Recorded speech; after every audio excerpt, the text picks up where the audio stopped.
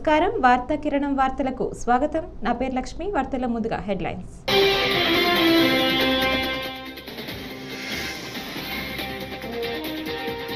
శీతాకాల సమావేశాల ప్రారంభానికి ముందు కాంగ్రెస్ పై ప్రధాని మోదీ ఘాటు విమర్శలు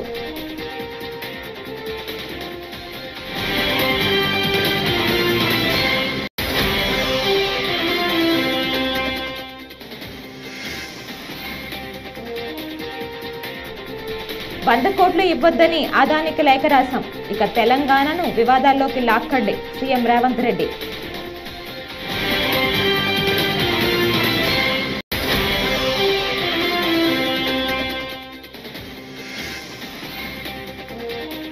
డెబ్బై శాతం ఇళ్లకు స్టిక్కర్లే వేయలేదు 90% సర్వే ఎలా పూర్తయింది ఎమ్మెల్సీ కవిత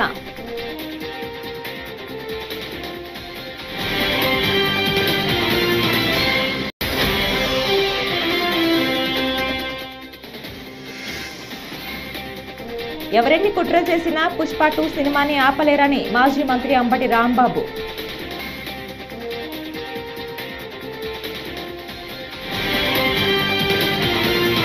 ఇక డీటెయిల్స్ చూస్తే శీతాకాల సమావేశాల ప్రారంభానికి ముందు కాంగ్రెస్ను ప్రధాని మోదీ లక్ష్యంగా చేసుకున్నారు. ప్రజలచే పదే పదే తిరస్కరించబడిన వారు పార్లమెంటును ప్రజాస్వామ్యాన్ని అగౌరవపరుస్తారని కాంగ్రెస్పై విమర్శలకు దిగారు. సమావేశాల నేపథ్యంలో ప్రధాని పార్లమెంటు ఆవరణలో మీడియా సమావేశం నిర్వహించారు. సమావేశాలు సానుకూలంగా ఫలవంతంగా జరగాలని ఆశించారు. రాజ్యాంగం అమల్లోకి వచ్చి 75 ఏళ్లు పూర్తయిందని పార్లమెంట్లో రాజ్యాంగ అమలు ఉత్సవాలు ఐక్యంగా నిర్వహించుకోవాలని సూచించారు. వీలైనంత ఎక్కువ మంది సభ్యులు చర్చలో పాల్గొనాలన్నారు. ప్రజాస్వామ్యంలో ప్రజల ఆకాంక్షలు నెరవేర్చాలన్నారు. కొందరు స్వార్థ రాజకీయ ప్రయోజనాల కోసం పనిచేస్తున్నారని ప్రజలు తిరస్కరించిన పార్లమెంటు నియంత్రణకు యత్నిస్తున్నారని మండిపడ్డారు. వారికి సమయం వచ్చినప్పుడు దేశ ప్రజలు సరైన శిక్ష విధిస్తారన్నారు. 75वें साल में उसका प्रवेश ये अपने आप में लोकतंत्र के लिए एक बहुत ही उज्जवल अवसर है और कल संविधान सदन में सब मिलकर के इस संविधान के 75वें वर्ष की उसके उत्सव की मिलकर के शुरुआत करेंगे.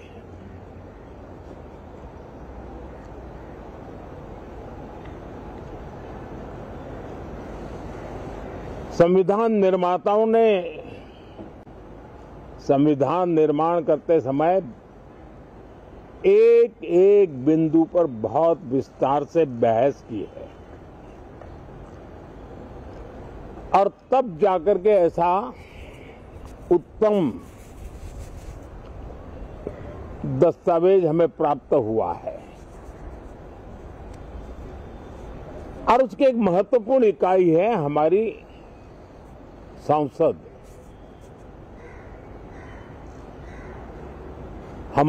కేంద్ర ప్రభుత్వ సంస్థతో వైఎస్ఆర్ కాంగ్రెస్ ప్రభుత్వం ఒప్పందం చేసుకుంది. అదానితో ఒప్పందం జరగలేదని మాజీ మంత్రి కాకాని గోవర్ధన్ రెడ్డి స్పష్టం చేశారు. ఈ విషయంలో కూటమి ప్రభుత్వం దుష్ప్రచారాలు ఆపాలని హితవు పలికారు. 9000 మెగావాట్స్ విద్యుత్తుని ఇస్తామని సెకినాటి రాష్ట్ర ప్రభుత్వానికి లేఖ రాసింది.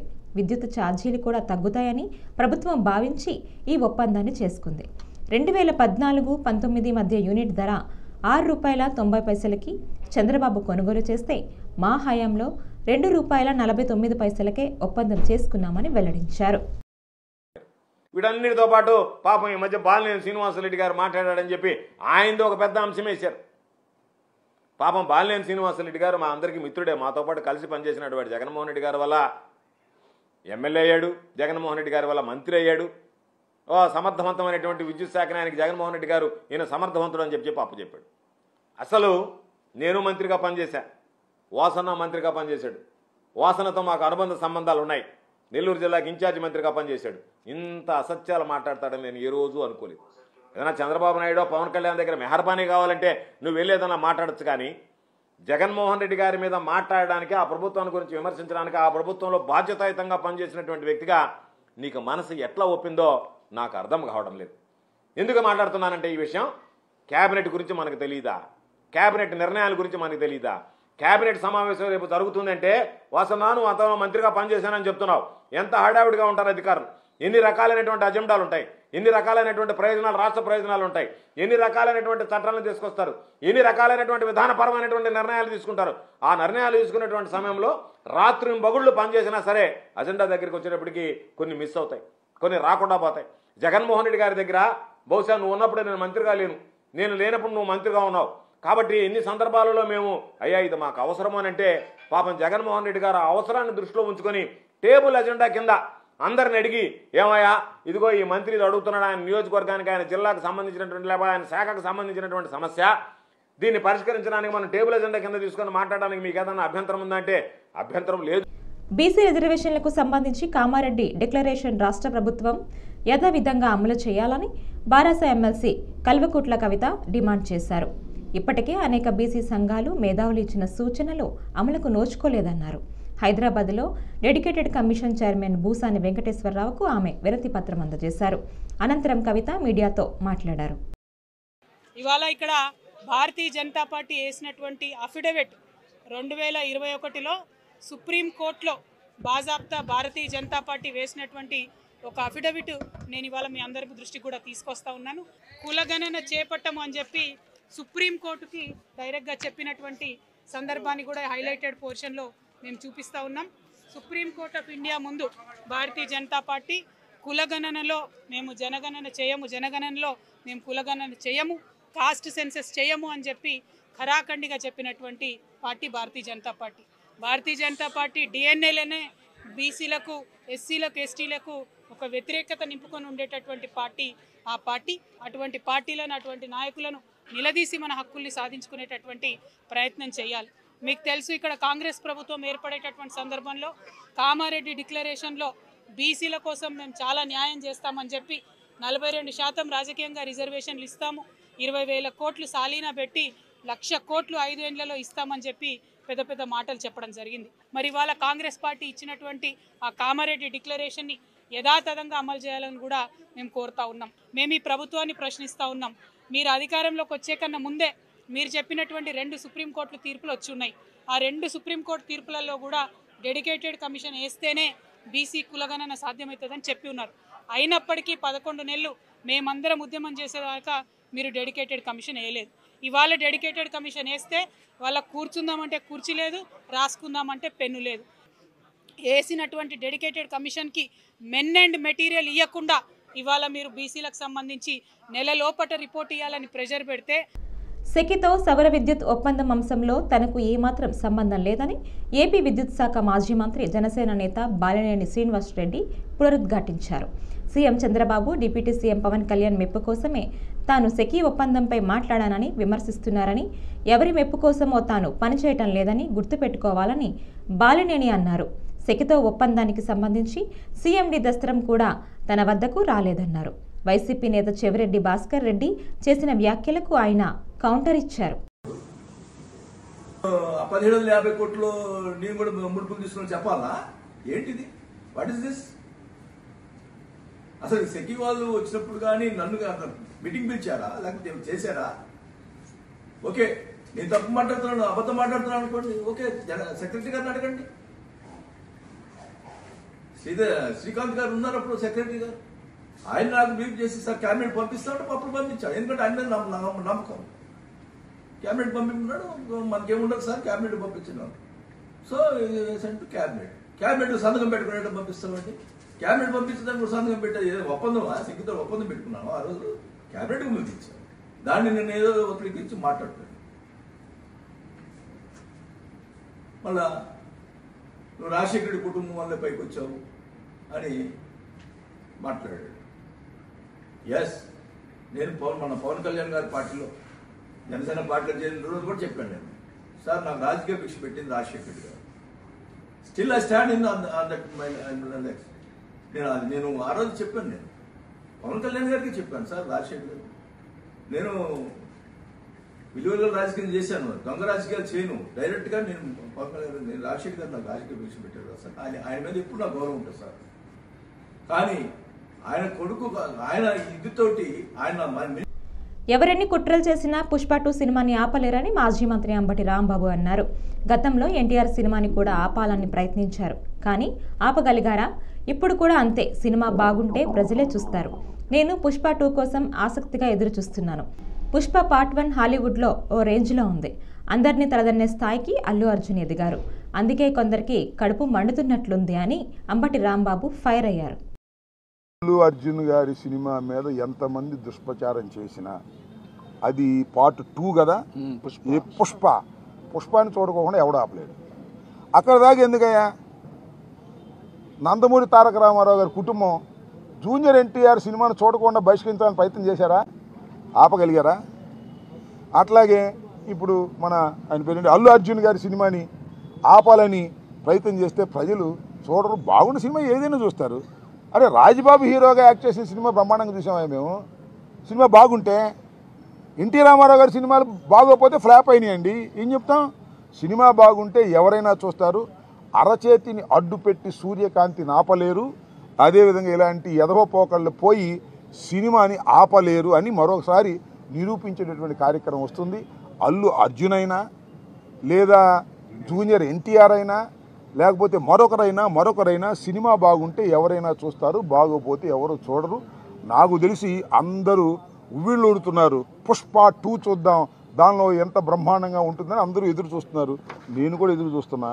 మరి థియేటర్లోకి వెళ్ళి చూడాలంటే ఇబ్బందిని నేను కూడా పుష్ప 2 ఎలా ఉంటుందో చూడాలని నాకు బాగా కోరికగా ఉంది. ఎందుకంటే చాలా అద్భుతంగా పార్ట్ 1 అద్భుతంగా ఉంది కదా, హాలీవుడ్ స్టైల్లో ఉంది కదా, అందరినీ తలదన్నే విధంగా వెళ్ళాడు కదా అల్లు అర్జును.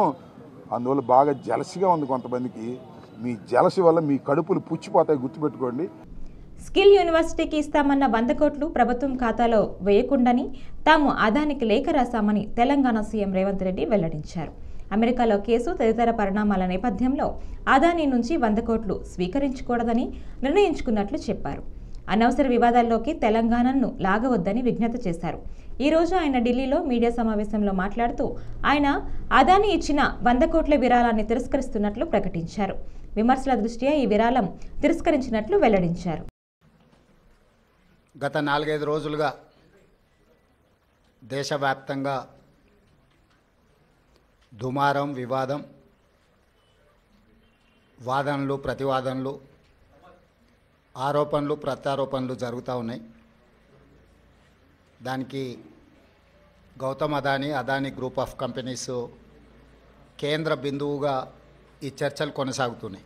మహారాష్ట్ర ఎన్నికల సందర్భంగా పాత్రికేయ మిత్రులు శ్రీ రాహుల్ గాంధీ గారి పత్రికా సమావేశంలో అదానీ గారి నుండి తెలంగాణ రాష్ట్ర ప్రభుత్వం, ఆ రాష్ట్ర ముఖ్యమంత్రి రేవంత్ రెడ్డి గారు నిధులను స్వీకరించారు కదా, కాంగ్రెస్ పార్టీ ఏ విధంగా అదానీ గారి తప్పులను ప్రశ్నిస్తారు అని చెప్పి పాత్రికేయ మిత్రులు ప్రస్తావించడం జరిగింది. రాహుల్ గాంధీ గారు కూడా విస్పష్టంగా ఒక అంశాన్ని ప్రస్తావించారు. అంబానీ కావచ్చు, టాటా కావచ్చు, బిర్లా కావచ్చు, ఈ దేశంలో ఉండే ఏ సంస్థలకైనా రాజ్యాంగబద్ధమైన రక్షణ ఉంటుంది, వాళ్ళు పెట్టుబడులు పెట్టడానికి అవకాశం ఉంటుందని రాహుల్ గాంధీ గారు వివరించడం జరిగింది. ప్రతిష్టాత్మకంగా తెలంగాణ రాష్ట్ర ప్రభుత్వం భావించి ప్రారంభించిన యంగ్ ఇండియా స్కిల్స్ యూనివర్సిటీకి కార్పస్ ఫండ్ కింద రాష్ట్ర ప్రభుత్వం నిధుల స్వీకరణ కోసం చేస్తున్న ప్రయత్నంలో భాగంగా చాలా సంస్థలు ముందుకొచ్చి రాష్ట్ర ప్రభుత్వం ప్రారంభించిన ప్రతిష్టాత్మకమైన యంగ్ ఇండియా స్కిల్స్ యూనివర్సిటీకి నిధులను ఇవ్వడం జరిగింది. దాంట్లో భాగంగానే అదానీ సంస్థ కూడా 100 కోట్ల రూపాయలను కార్పొరేట్ సోషల్ రెస్పాన్సిబిలిటీ కింద తెలంగాణ రాష్ట్ర ప్రభుత్వం ప్రారంభించిన యంగ్ ఇండియా స్కిల్స్ యూనివర్సిటీ. మంత్రి వస్తేనే కళ్యాణ లక్ష్మి చెక్కుల పంపిణీ అని అధికారులు సమాధానం చెప్పడం సరైన పద్ధతి కాదని కూకట్పల్లి ఎమ్మెల్యే మాధవరం కృష్ణారావు విమర్శించారు. తాను రావడం ఇబ్బంది అయితే అధికారులే పంపిణీ చేయాలని చెప్పారు. కానీ లబ్ధిదారులను ఇబ్బంది పెడితే ఊరుకునేది లేదని హెచ్చరించారు. మంగళవారం ఉదయం 11 గంటల వరకు పంపిణీ చేయకపోతే తహసీల్దార్ కార్యాలయం వద్ద ధర్నా చేస్తానన్నారు. కూకట్పల్లి కాన్ఫరెన్స్లో నెల రోజులైంది. కళ్యాణ లక్ష్మి షాద్ ముబారక్ చెక్కులు వచ్చి మండలాఫీస్లో బాలనార్ మండల్లో, కూకట్పల్లి మండల్లో పెట్టుకొని కూర్చున్నారు. నేను ఆర్డీఓ గారిని రిక్వెస్ట్ చేశాను, కలెక్టర్ గారిని రిక్వెస్ట్ చేశాను, ఎంఆర్ఓని రిక్వెస్ట్ చేశాను. మీరు నిరుపేదలు, వాళ్ళు ఎన్నో అవసరాలు ఉంటాయి, వాళ్ళ కష్టాలు ఉంటాయి, ఇచ్చేయండి తొందరగా. అలాట్మెంట్ వచ్చిన తర్వాత 24 గంటల్లో ఇచ్చేటటువంటి సంస్కృతి ఇప్పటిదాకా ఉండేది. ఆ కళ్యాణ లక్ష్మి చెక్కులు దగ్గర పెట్టుకొని మంత్రి వస్తాడు, మంత్రి వచ్చినాక ఇస్తాడన్నటువంటి చెప్పుకుంటా దాటేస్తూ ఉన్నారు. ఇది ఎమ్మెల్యే గారు మీ చేతుల మీదుగానే కళ్యాణ లక్ష్మి షాద్ ముబారక్ అనేది గతంలో ఉంది, ఇప్పుడు ఉండాలి. ఎందుకంటే ఎమ్మెల్యే గారు సిగ్నేచర్ పెడితేనే శాంక్షన్ ఇస్తారు మీరు. అటువంటిది ఇలా మీరు ఎంత దుర్మార్గంగా నిరుపేదలకు ₹1,00,000 కళ్యాణ లక్ష్మి చెక్కులు వచ్చి ఉంటే కూడా ఇవ్వలేనటువంటి పరిస్థితులు మీరు ఉన్నారంటే నిరుపేదలు ఏ రకంగా పుట్టగొట్టుకుంటున్నారు అనేది ఇదే నిదర్శనం. 550 కళ్యాణ లక్ష్మి చెక్కులు, షాద్ ముబారక్ చెక్కులు ఉంటే నిరుపేదలు నా ఇంటి చుట్టూ తిరుగుతున్నారు. నేను ఎంఆర్ఓని అడుగుతున్నాను, కలెక్టర్ని అడుగుతున్నాను, ఆర్డీఓని అడుగుతున్నాను. ఎంత చెప్పినా ఇవాళ రేపు మంత్రి గారు టైం ఇస్తలేడు, ఆ టైం ఇస్తలేడు. ఈ రకంగా దాటేస్తూ పోతా ఉన్నారు. నేను ఒకటే అడుగుతా ఉన్నాను గవర్నమెంట్ గారు, ముఖ్యమంత్రి గారు, ఒక ఎమ్మెల్యేను 72,000 మెజార్టీతో గెలిపించి కుక్కట్పల్లి ప్రజలను నేను కళ్యాణ లక్ష్మి చెక్కులు ఇచ్చేటప్పుడు, షాద్ ముబారక్ చెక్కులు ఇచ్చేటప్పుడు వాళ్ళకి భోజనం పెట్టి 24 గంటల్లో చెక్కులు ఇచ్చే సందర్భాలు ఉన్నాయి. కళ్యాణ లక్ష్మి ఇచ్చిన నుంచి ముఖ్యమంత్రి గారు కేసీఆర్ గారు పెట్టినటువంటి స్కీమే నిరుపేదలకు అదొక మంచి అవకాశము, వాళ్ళ పెళ్లిలకు ఉపయోగపడుతుంది, అప్పులు చేస్తారని చెప్పి బాధపడుకుంటూ ఆ రోజు ₹1,00,000 కళ్యాణ లక్ష్మి చెక్కులు ఇవ్వమని చెప్తే మీరు ఇవ్వకుండా నెల రోజుల నుంచి కుక్కడపల్లి కాన్ఫరెన్స్లో ఆపడం అనేది దుర్మార్గం. స్వార్థ ప్రయోజనంతో పచ్చి అబద్ధాన్ని నిజంలా ప్రచారం చేయడాన్ని ప్రజలెవరూ హర్షించలేరని బాలినేని శ్రీనివాసరెడ్డి మంత్రిగా పనిచేసినప్పుడు ఇక్కడ ఎలా ఉంది అన్న విషయం ఆయనకు స్పష్టంగా తెలుసని వైఎస్ఆర్సీపీ రాష్ట్ర ప్రధాన కార్యదర్శి చెవిరెడ్డి భాస్కర్ రెడ్డి స్పష్టం చేశారు. గత 2 రోజులుగా మాజీ మంత్రి బాలినేని శ్రీనివాసరెడ్డి చేస్తున్న ఆరోపణలను చెవిరెడ్డి భాస్కర్ రెడ్డి తీవ్రంగా ఖండించారు. ఆదివారం ఒంగోలులో వైఎస్ఆర్సీపీ కార్యాలయంలో పార్టీ రాష్ట్ర ప్రధాన కార్యదర్శి చెవిరెడ్డి భాస్కర్ రెడ్డి మీడియాతో మాట్లాడారు. రాశారనుకుంటా నాకు గుర్తున్న వరకు ఇతర పార్టీ నాయకులతో కలిసి స్పెషల్ ఫ్లైట్లో విదేశాలకు వెళ్ళారు అని. అంటే విదేశాలకి స్పెషల్ ఫ్లైట్లో ఇతర పార్టీలతో కలిసి వెళ్ళగలిగే అంత స్వేచ్ఛ కూటమి ప్రభుత్వం నీకు ఉంటుందా అని అడుగుతున్నాను. అసలు స్పెషల్ ఫ్లైట్లో విదేశాలకు వెళ్ళడం కాదు, ఇతర పార్టీలతో మాట్లాడడానికి కూడా మీకు స్వేచ్ఛ ఉండదు. ఇక్కడ మీకు పోయిన తర్వాత అర్థమవుతుంది పుట్టిల్లు ఎంత గొప్పదో అని, ఎంత గొప్పగా చూసుకున్నదో, ఎంత స్వేచ్ఛ ఉన్నదో, ఎంత గౌరవంగా చూసుకున్నదో మీకు ఇప్పుడు కాదు, కాలం గడిచే కొందికి చాలా అర్థమవుతుంది. కాబట్టి వాసన ఒకటే చెప్తున్నాం, ఎవరినో సాటిస్ఫై చేసి ఏదో ఎదగాలని నీకు గుర్తించి గౌరవించి నేను హక్కును చేర్చుకున్న పార్టీపై బండలు వేసి అబండాలు వేసి నువ్వు లబ్ధి పొందాలనుకుంటే లాంగ్ టర్మ్లో అది ఖచ్చితంగా చెప్తున్నా నీ స్థాయిని దిగజారుస్తున్న విషయాన్ని కూడా ఎప్పుడు గుర్తుపెట్టుకోమని గట్టిగా తెలియజేస్తున్నా.